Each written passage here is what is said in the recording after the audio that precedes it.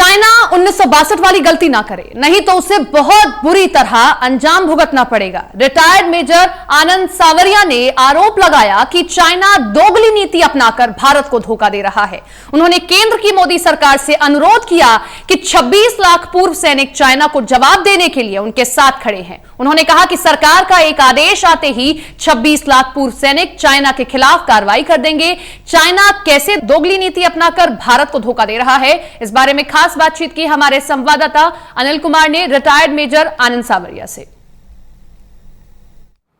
China द्वारा की गई कार्रवाई पर मेजर आनंद सावरिया ने आपत्ति जताई है। इसके साथ साथ इन्होंने ये भी आरोप लगाया है कि चाइना ने भारत के साथ धोखा किया है। इस समय मेरे साथ है मेजर आनंद सावरिया। इनसे जानते हैं कि वो ये आरोप किस आधार पर लगा रहे हैं।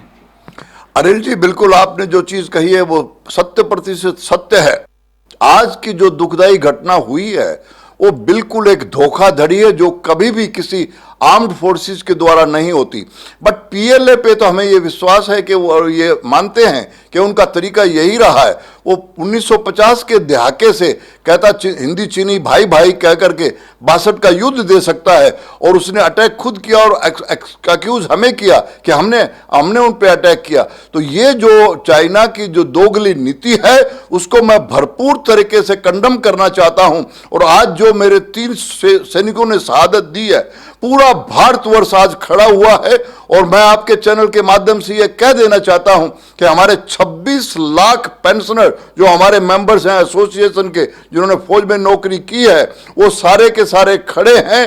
और अगर देखिए उधर चाइना का फॉरेन मिनिस्टर कह रहा है हमारी बातचीत हो रही है, और बातचीत के दौरान एक कमांडिंग ऑफिसर को मार देना, और कितनी घिनौनी हरकत है। मैं आपके चैनल के माध्यम से ये सब कह देना और चाइना को ये पक्की धमकी देना चाह रहा हूं कि हमारी इंडिपेंडेंट ब्रिगेड वहां खड़ी हुई है, 2 स्पोर्टिंग ब्रिगेड खड़ी हुई है, और पूरा भारतवर्ष अगर चाइना ने गलती 62 वाली कर दी तो उसका अंजाम उसको बहुत बुरी तरह से भुगतना पड़ेगा। मैं मानता हूं उसकी कंपल्सन्स हैं, बिकॉज कोरोना एपिसोड में अब चाइना सारे वर्ल्ड में इकल्ला खड़ा हो गया है और वो भारत से जेलसी कर रहा है। चाइना की सारी जो इंडस्ट्रीज हैं वो भारतवर्ष में आना चाह रही हैं, और इस तरह से वो करके अपना ध्यान भटकाना चाह रहा है।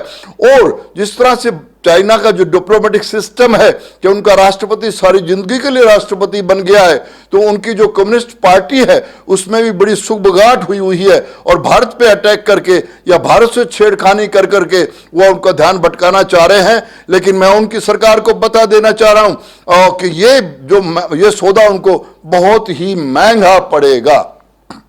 सावरिया जी, जिस तरह अभी आपने कहा है कि 26 लाख पूर्व सैनिक हैं जी। और भारत के आदेश का इंतजार कर रहे हैं कि एक बार आदेश दें तो हम भारत के साथ खड़े होकर चाइना को मुंह तोड़ जवाब देंगे।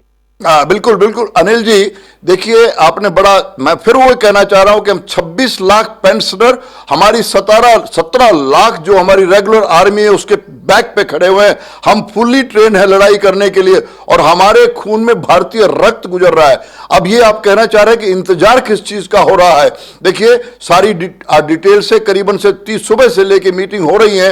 रक्षा मंत्री जी ने मीटिंग की है, विदेश मंत्री उसमें थे, सारे हमारे सीडीएस और सेना प्रमुखों ने की है, और अब रक्षा मंत्री, क्योंकि हमारे यहाँ इंडियन डेमोक्रेसी में जो भी आदेश आता है वो चुनी हुई सरकार के द्वारा आता है। हम पीएलए को मैं बता देना चाह रहा हूं कि चाइना में पहले ही उनकी दोगली नीति से वो ऑलरेडी उनको जो हुक्म दिया होता है, हमारे अभी प्रधानमंत्री जी को हमारे डिफेंस मिनिस्टर ब्रीफ करने जा रहे हैं, और जो हुक्म डिप्लोमेटिक जो भी डेमोक्रेटिक गवर्नमेंट के हेड का हुक्म आएगा तो अनिल जी भारतीय सेना तैयार खड़ी है, और वो 5 मिनट के दूर में चाइना को नास्ते नाबूद कर देगा। ये थे मेरे साथ मेजर आनंद सावरिया। इन्होंने आरोप लगाया है कि चाइना ने भारत के साथ धोखा किया है। इसके साथ साथ इन्होंने चाइना को चेतावनी दी है कि चाइना अगर ऐसी हरकत करेगा तो भारत उसका मुंह तोड़ जवाब देगा। वहीं उन्होंने स्पष्ट कर दिया है कि 26 लाख पूर्व सैनिक इस समय पूरी तरह से तैयार खड़े हैं। एक आदेश आने के बाद वो तुरंत कार्रवाई कर देंगे। Anil Kumar, total news, Chandigarh.